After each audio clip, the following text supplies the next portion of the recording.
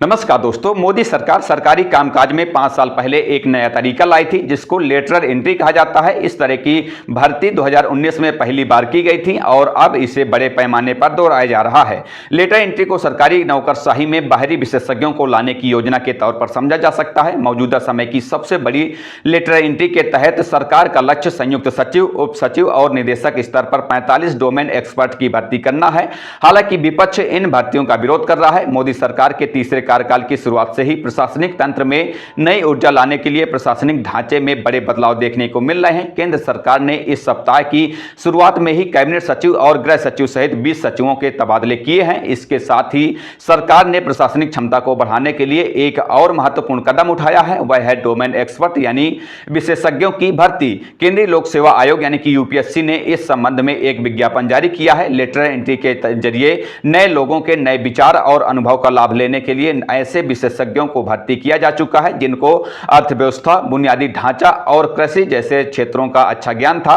पिछले 5 सालों में सरकार ने कुछ बैच में इन डोमेन स्पेशलिस्ट को भर्तियां दी हैं। इनमें से कुछ लोगों को संयुक्त सचिव के पद पर रहने के लिए एक्सटेंशन भी दिया गया है। लेटरल एंट्री में संभावनाओं के साथ कुछ चुनौतियां भी हैं। कुछ विशेषज्ञ नई सोच और प्रभावी बदलाव लाए हैं तो कुछ को नौकरशाही की जटिलताओं से जूझना पड़ा है। लेटरल एंट्री के विशेषज्ञों को सरकारी कामकाज के अनुकूल ढालना बड़ी चुनौती है। इसलिए लेटरल एंट्री में कुछ ऐसे भी लोग थे जो सरकारी नौकरी छोड़कर वापस निजी क्षेत्र में चले गए। इन सब चुनौतियों के बावजूद हालिया समय में यह लेटरल एंट्री के लिए सबसे बड़ा बैच है और यह नौकरशाही में सुधार लाने और बाहरी प्रतिभाओं का उपयोग करने की मोदी सरकार की प्रतिबद्धता को भी दर्शाता है। बिहार के पूर्व उप मुख्यमंत्री तेजस्वी यादव ने इन भर्तियों को लेकर विरोध किया है। उन्होंने अपने एक ट्वीट में भर्ती के विज्ञापन को ट्वीट करते हुए लिखा कि केंद्र की मोदी सरकार बाबा साहब के लिखे संविधान और आरक्षण के साथ कैसा घिनौना मजाक और खिलवाड़ कर रही है।